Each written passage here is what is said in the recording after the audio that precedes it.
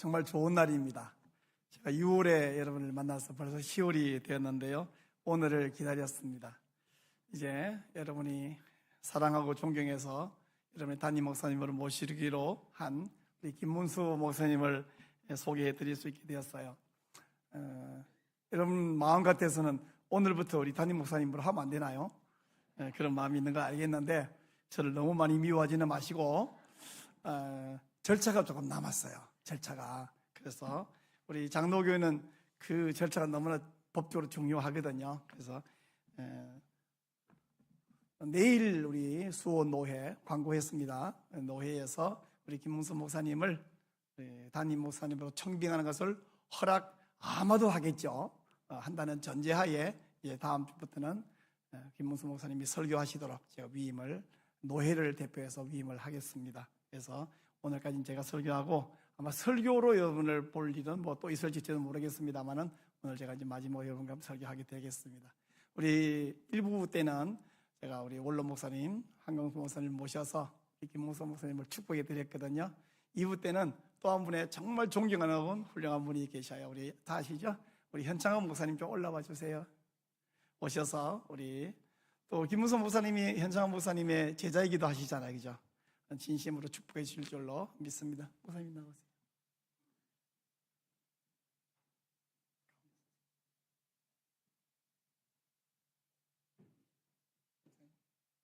축복 좀 해주세요. 바로 기도로 합니다. 네. 기도하겠습니다. 하나님 아버지 감사합니다. 하나님께서 오래 준비시켜 주신 귀한 김문수 목사님 보내주신 것 감사합니다.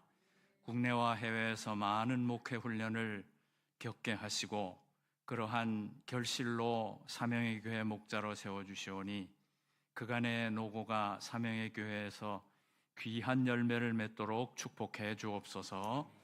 목사님 가정과 자녀 위에 축복해 주옵소서. 가정의 기도 제목에 다 응답해 주옵소서. 복음을 가르치시고 교회를 지도하시기에 조금도 부족하지 않도록 건강의 은혜를 주시고 평안의 은혜를 주시고 성령 충만 주옵소서. 기도하시며 교회가 나아갈 길을 잘 인도할 수 있도록 인도해 주옵소서. 전하시는 말씀 위에 교회 위에 눈물로 하나님께 드리는 기도 위에 목양 위에 늘 주님이 은혜로 함께하여 주시어서 하시는 일마다 성령 충만한 은혜가 목사님과 우리 사명의 교회에 있게 해 주옵소서. 진정한 목자이신 예수님을 주인 삼고 대장으로 삼고 참된 목자의 길을 보여주시어서 양들이 안심하고 따르고 마음 깊이 존경하는 귀한 목사님 되시게 모든 은혜로 함께 하옵소서. 특별히 원로 목사님 이래로 겸손과 사랑의 훈련을 받아온 사명의 교회 복 주신 것을 감사하며 성도님들 가정마다 건강의 복과 화목의 복과 자녀 손의 복으로 축복해 주옵소서. 목사님을 정점으로 진실되고 성실하며 참으로 열심을 다하여 지역과 나라와 이 민족을 위해 복음 전도 사역을 잘 감당하는 우리 사명의 교회 되게 인도해 주옵소서. 주님의 사랑 듬뿍 받는 사명의 교회 되게 하옵소서. 목사님과 사명의 교회를 성령의 보호하신 은혜로 늘 지켜주시어서 하나님 영광 드러내고 하나님 나라가 크게 왕성해지는 은혜가 우리 김문수 목사님과 사명의 교회에 있도록 함께해 주옵소서. 예수님 이름으로 감사기도 드리옵나이다. 아멘.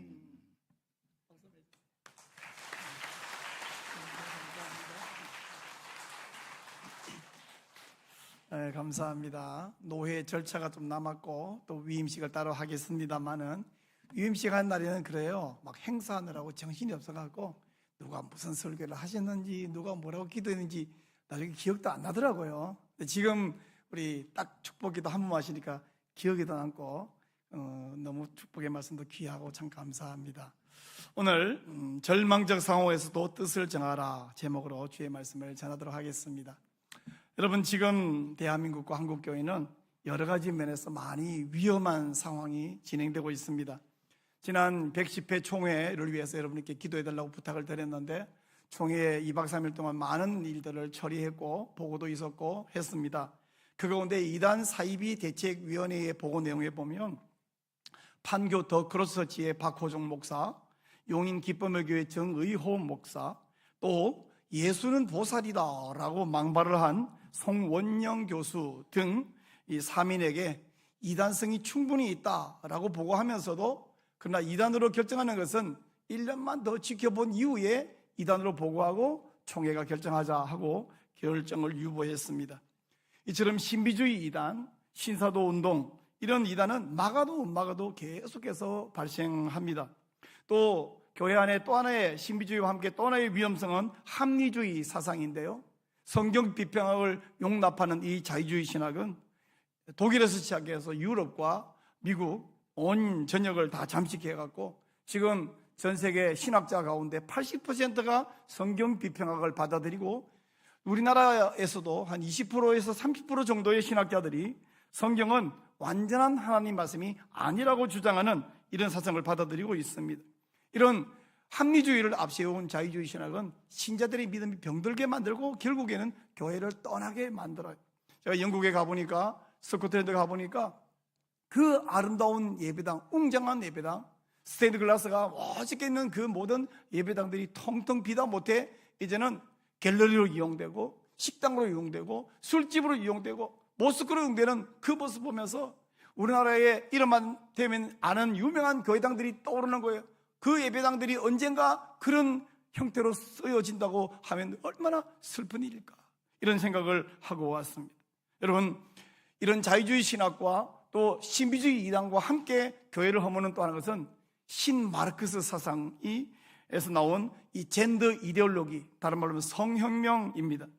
하나님께서 남자를 만드시고 또 따로 여자를 만드셨는데 남자와 여자가 언제든지 수시로 바뀔 수 있다, 성별은 태어날 때 정하는 게 아니라고 주장하며 남자와 여자가 둘이 결합하여 한 몸을 이루라고 주님 명령하셨는데 남자끼리 여자끼리 성관계할 수 있고 결혼할 수 있다, 이런 것을 초등학교 때부터 가르치는 이런 성평등 사상이 팽배해지고 실제로 학교에서 가르치고 있지 않습니까?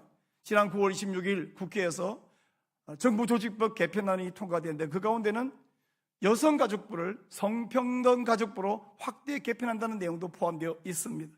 이 현 정부는 이런 반성경적이고 하나님이 싫어하시는 성혁명을 실현할 준비를 갖추었습니다.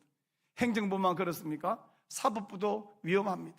작년 7월 18일에는 동성 커플에게 직장건강보험료 피부양자 자격을 인정한다는 판결을 대법원 전원합의체가 판결해버렸고, 작년과 재작년에 여러 부장판사들이 멀쩡한 청년을 성년한 수술도 하지 않았고 남자 몸 그대로 갖고 있는 청년들을 여자로 판결해주는 이런 정말 반성경이고 반윤리적이고 한 몰상식한 판결들을 판사들이 내리고 있습니다. 입법부는 여러 차례 차별금지법을 발의하다가 이번에는 만삭 아기를 약물로 낙태할 수 있는 무제한 낙태법을 발의했는데 그 발의자가 서울에 있는 합동쪽 교회의 한 교회 집사입니다. 교인이, 집사가 어쩌다가 이런 만삭 아기를 무제한 낙태할 수 있는 법을 발의한단 말입니까? 일부 교인에게는 성경의 가르침이 생명과 같지만 일부 교인에게는 이런 성경적 가치보다 하나님보다 자기 개인이나 소속 집단의 이익이 더 중요합니다. 권력에 야합한 종교인들이 참된 신자를 조롱하고 박해한 일은 교회 역사상 늘 있어 왔습니다. 1564년 영국의 엘리자베스 1세, 영국을 전 세계에서 해가 지지 않는 나라로 만들던 그 위대한 여자왕, 그러나 이 사람이 가톨릭 신자였고, 가톨릭이 아니라 이 사람은 영국 국교회로 온 세계를 박해할 때에 매튜 파크라고 하는 대주교가 엘리자베스의 밑에 붙어가지고 바르게 성경대로 살려고 하는 사람들을 조롱하고 박해했습니다. 그러면서 저 놈들은 지들만 깨끗하다고 우기는 놈들이라는 의미로 퓨리탄스라고 불렀어요. 퓨리탄이란 말은 깨끗한 사람들이라는 의미지만 원래 그 의미는 진짜 깨끗한 사람이라기보다 지들만 깨끗하다고 주장하는 놈들이라고 조롱한 건데, 우리 청교도들은 퓨리탄 청교도라는 이름을 자기들의 정체성으로 받아들였죠. 그리고 청교도들은 이 국교도의 박해를 견디지 못해서 고향을 버리고 온 세계로 흩어져 달아났는데, 특별히 신대륙으로 가서 이 청교도 정신으로 나라를 새롭게 세운 것이 바로 오늘날 미국으로 존재하고 있습니다. 400년 전 남의 나라 이야기만 하십니까? 아니요, 90년 전 대한민국 이야기를 해볼게요. 조선 기독교 장로회는 1938년 27회 총회에서 신사참배를 우상숭배가 아닌 애국행위라고 가결을 했습니다. 신사참배를 찬성하는 다수의 사람들은 신사참배를 반대한 주기철 목사, 한성동 목사, 주남선 목사, 최봉성 목사 등등 반대파들을 조롱하며 박해했습니다.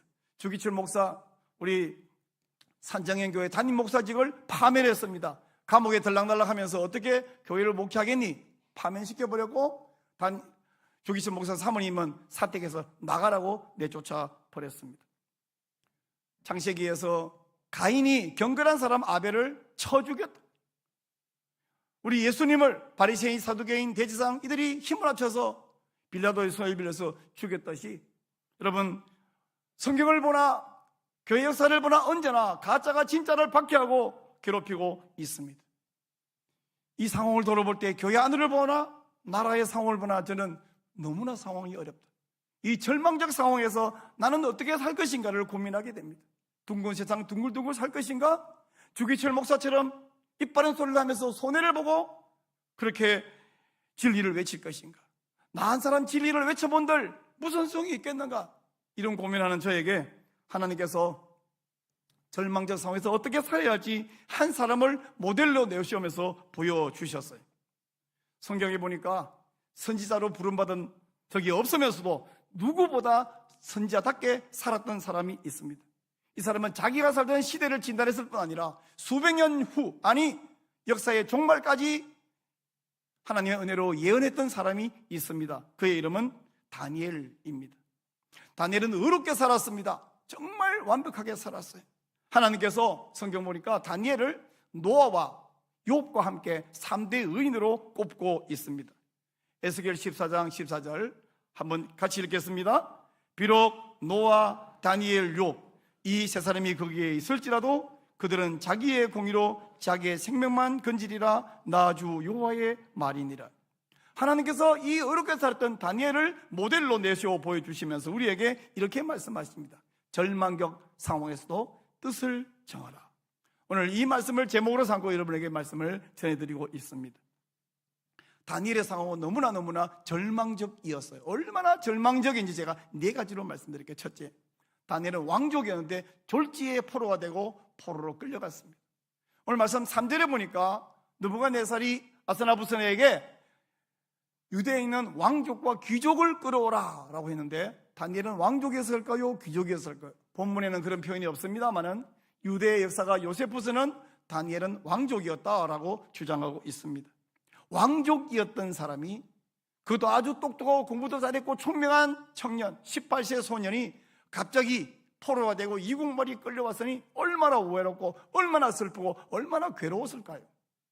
제가 20살 때 처음으로 공부를 하겠다고 총신대학 입학했습니다. 서울에 처음 왔어요. 혼자 왔어요. 아는 사람도 없는데 너무 외로웠어요. 어느 날 교회 갔는데 자기들끼리는 다 친하고 둘러앉아서 재미있게 이야기하는데, 그분들이 저에게 왕따를 시킨 것도 아니고 가만히 있는데 저를 막 환영해 주는데 갑자기 너무너무 외로운 거예요. 그 자리에서 안녕히 계시라는 인사도 못하고 그냥 뛰쳐나와서 길을 혼자 걸어가면서, 비도 안 오더라고. 그날도 비 오면 좋겠는데 엉엉 울면서 걸어가는 거예요. 이 얼마나 바보 같습니까? 2년 후 군대를 갔어요. 22살에 3일 만에 주일을 맞았는데, 주일날 교회 갔는데 찬송가를 부르는데 은혜가 된 게 아니라 하염없이 눈물이 나는 거예요. 바보같이 손수건 하나가 흠뻑 젖도록. 그날 예배를 어떻게 드렸는지 목사님 뭐라고 했는지 하나도 기억나지 않고 내가 처음부터까지 울다 나왔다밖에 생각이 안 나요. 왜 울었니? 이유를 모르겠는데 그렇게 외롭더라고요.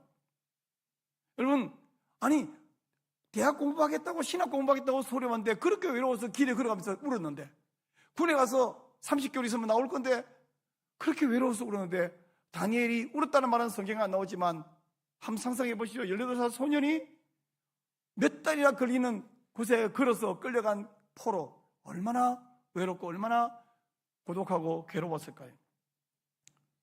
두 번째, 다니엘은 내시가 되었습니다. 여러분, 이런 말을 처음 들을지 모르는데 다니엘은 환관장에게 맡겨졌어요. 그리고 두 번이나 왕 앞에 모셔 서도록 훈련받는다는 표현이 나오고 있습니다. 고대나 지금이나, 지금은 그런 일이 없겠네요. 고대에 왕 앞에 모셔서는 환관들은 거세되고 내시가 되었잖아요. 환관장에게 맡겨 3년 길렀다 할 때에 그도 거세되어서 내시가 되었을 가능성이 아주 높습니다. 일찍이 이사야가 히스기야 왕의 교만을 책망하면서 그렇게 말씀하고 있습니다. 이사야 39장 7절 말씀에 보니까 또 네게서 태어날 자손 중에 몇이 사로잡혀 바벨론 왕궁의 환관이 되리라 예언했거든요. 이 예언과 경고가 이 다니엘 시대에 이루어졌다고 여러 성경학자들이 보고 있습니다. 이렇게 포로가 되고 내시가 되어버린 것은 그의 신체적으로, 그의 정신적으로, 특별히 종교적으로 큰 결격 사유입니다. 신명기 23장 1절을 보니까요, 이렇게 말합니다. 고환이 상한 자나 음경이 잘린 자는 여호와의 총회에 들어오지 못하리라. 총회에 들어오지 못한다는 말은 무슨 뜻인지는 좀 해석이 필요하고 설명이 필요합니다만은 어떤 의미로 해석하든지 간에 종교적으로 심각한 결격 사유가 된 것은 사실입니다. 세 번째, 다니엘은 그의 친구들과 함께 이름이 바꾸어졌습니다. 이름이 바꾸어졌다는 것은 단지 호칭이 바뀌었다는 의미만이 아닙니다. 다니엘, 하나냐, 미사엘, 아사랴. 보세요. 이들의 이름은 전부 엘로 끝나거나 냐로 끝납니다. 하나님 혹은 여호와와 관련된 경건한 이름이었는데 그 이름이 그냥 바뀐 게 아니에요. 벨, 마르둑 이름으로, 우상숭배자 이름으로 다 바뀌어버렸습니다. 이것은 그들의 정체성이 바뀐 거예요. 네 번째로, 다니엘과 친구들에게는 부정한 음식이 제공되었습니다. 여기 부정하다는 말은 꿀꿀이죽 같은 더러운 걸 준다는 뜻이 아니에요. 차라리 그렇다면 먹기 싫어도 겨우 먹겠죠. 여러분이 너무 진지해서 제가 농담을 한마디 하고 지나갈게요. 우리 이제 군대 처음 가가지고 훈련소에서 이렇게 식판 받아가 밥 먹잖아요. 8명이 앉아가지고 딱 다 앉으면 동작 그만, 식사에 대한 감사, 묵념, 식사 개시, 그럼 막 먹다가 다 먹고 나면 또 한 명이 동작 그만, 입안에 음식물 제거, 그러고서 식사 끝, 그러면 다 함께 감사히 먹었습니다. 그러고 일어나가지고 이제 갔다가 식판 갔다 왔는데, 근데 이제 처음 보니까 이게 얼마나 음식이 그제 그러니까 감사히 먹었습니다. 그러는데 애들이 간신히 먹었습니다. 그랬던 기억이 납니다. 까마득한 40년이 지났는데도 이들이 음식이 지저분하고 그러다면 뭐 간신히 먹겠죠. 근데 그게 아니에요. 레위기 11장에 보면 아시겠죠? 짐승, 그다음에 새, 물고기, 먹을 수 있는 거, 먹을 수 없는 걸 다 구분해 놨잖아요. 그리고 먹는데도 그냥 잡아서 먹으면 안 되고 피채 먹으면 안 돼. 피를 다 제거하고 먹어야 되는데, 이렇게 먹을 수 있는 동물의 또 새, 물고기 종류, 그리고 그것을 먹을 때도 피를 다 제거하고 합당하게 먹을 수 있는 걸 보고 오늘날 코셔라고 해요. 코셔.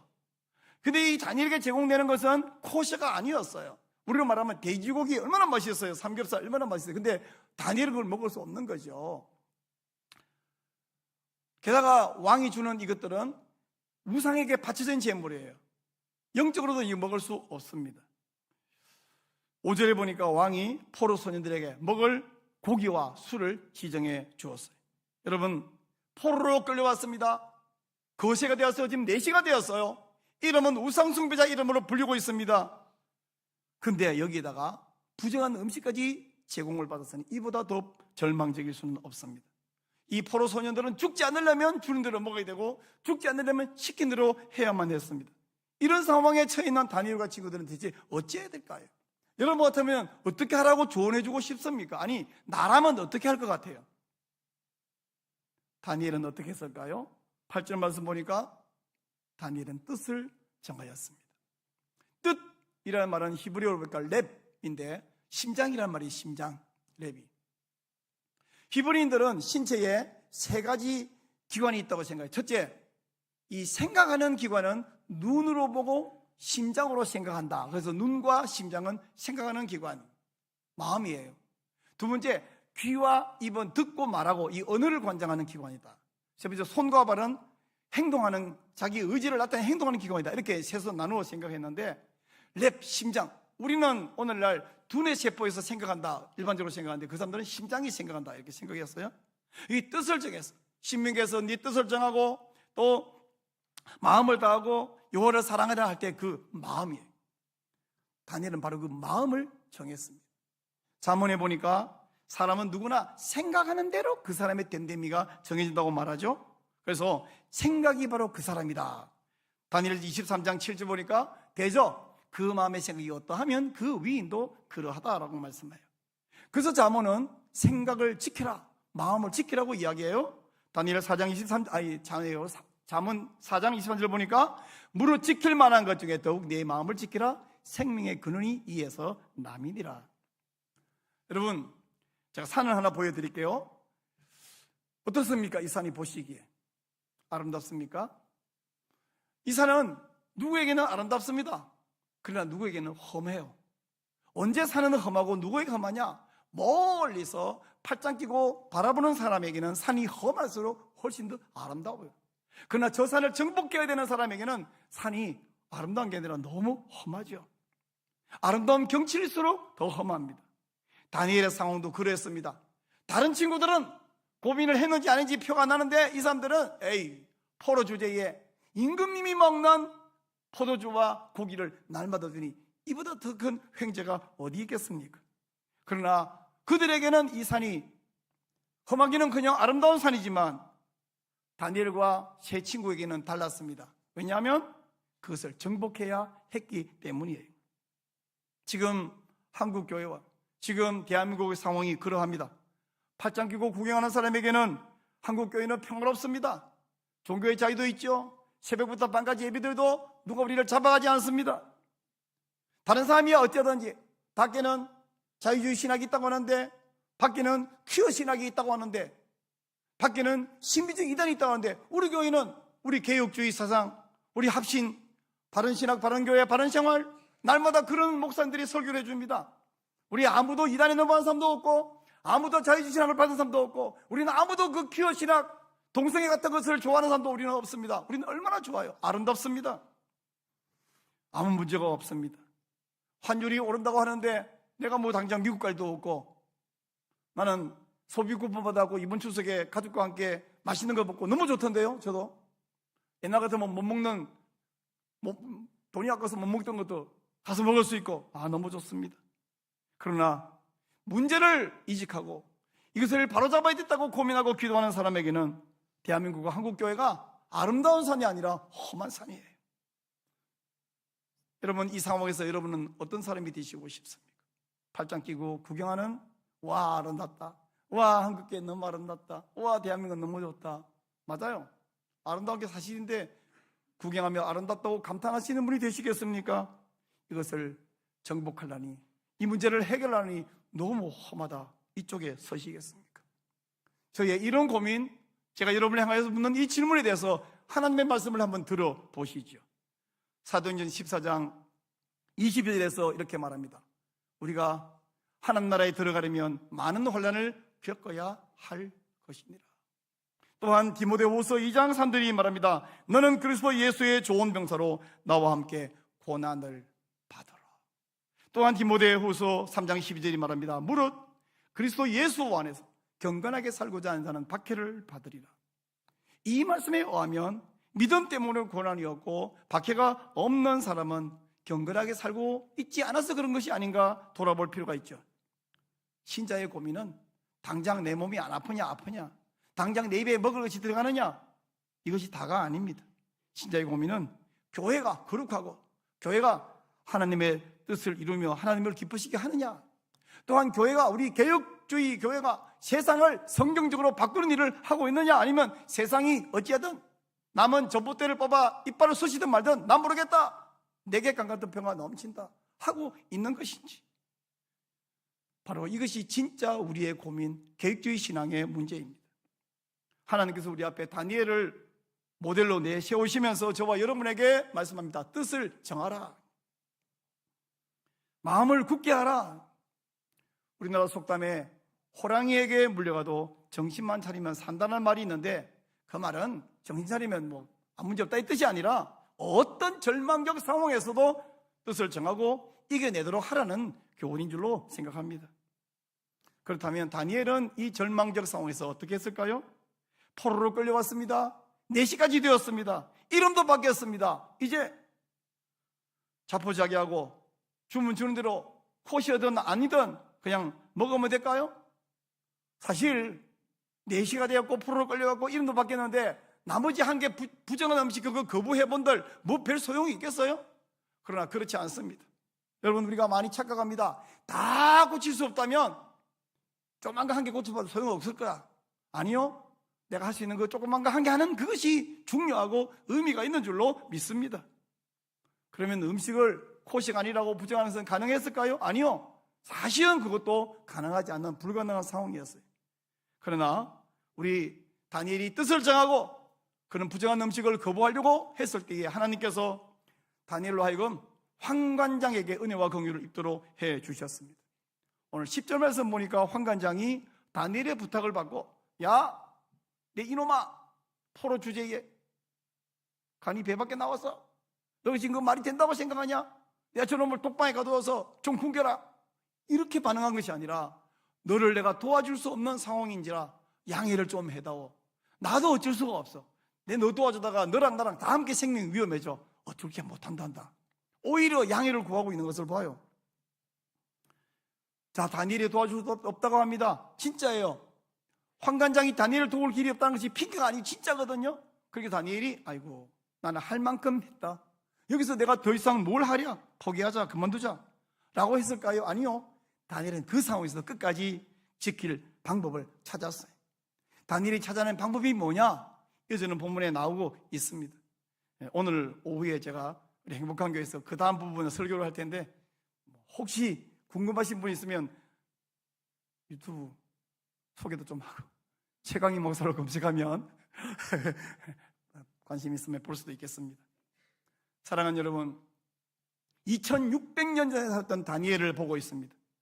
2000년 전에 살았던 여러 사도들에게도, 400년 전에 살았던 이 영국의 청교도들에게도, 90년 전에 살았던 우리 신사참배를 반대하던 주기철과 그 시대의 목사님들에게도, 그리고 지금 2025년을 살아가고 있는 저와 여러분에게도 사탄은 여러 가지 방법으로 교회의 교세를 이용해서, 혹은 정치 세력을 이용해서, 혹은 이웃이나 회사의 사장님이나 어떤 사람들을 이용해서 우리를 성경적으로 살지 못하도록 유혹할 뿐 아니라 압박을 가하고 있습니다.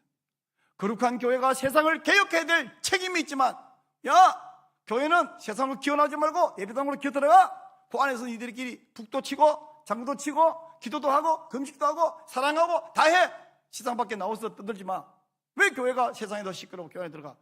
우리가 무슨 절간입니까? 교회 안으로 들어오게? 우리는 하나님께서 말씀대로 살도록 부르셨고, 세상에 나가서 빛이 되고 소금이 되도록 다시 내보내신 줄로 믿습니다. 주님께서 예배당 안에 빛이 되라고 말씀하지 않았고, 예배당에서 소금이 되라고 세상에 나가서 빛과 소금이 되라 했는데, 세상은 우리에게 교회당 안으로 들어가, 밖에 나가서 떨지 마라고 압박을 합니다.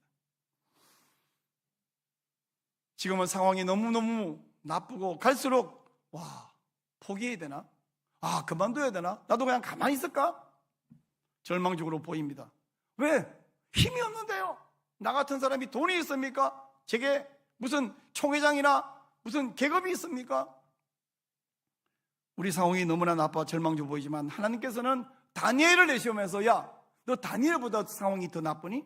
다니엘보다 더 절망적이니? 다니엘은 뜻을 정했어. 내 종 다니엘을 보아라. 그리고는 우리에게도 뜻을 정하라고 말씀하십니다.